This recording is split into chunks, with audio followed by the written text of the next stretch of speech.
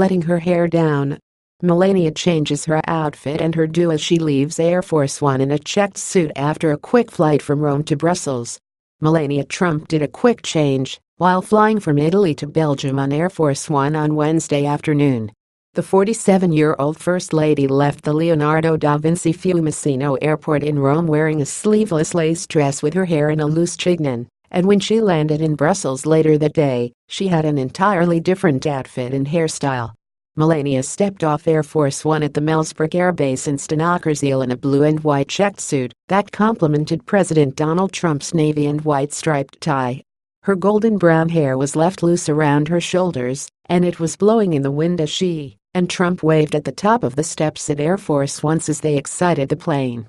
Brussels is the fourth stop on the couple's first international trip as President and First Lady, and they headed straight to a meeting with King Felipe of Belgium, his wife, Queen Mathilde, and Prime Minister Charles Michel. Trump and Melania were pictured with the couple at the Royal Palace in Brussels. While Melania looked smart in her suit, Queen Mathilde opted for a pale pink dress, which featured a lace overlay. She accessorized her spring-appropriate ensemble with a matching clutch bag and thin leather belt which cinched in the design at the waist. On Thursday, Trump will attend a meeting with NATO leaders following talks with leaders from the European Union, including France's new president, Emmanuel Macron.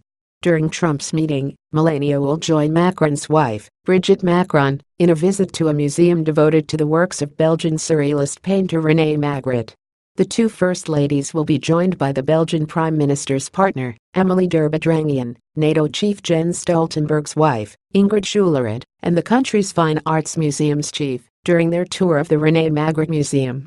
They are then expected to visit the Delvaux luxury handbag shop, which is said to be the oldest in the world, before joining King Felipe of Belgium's wife, Queen Mathilde, on a tour of the 19th-century royal greenhouses at Laeken.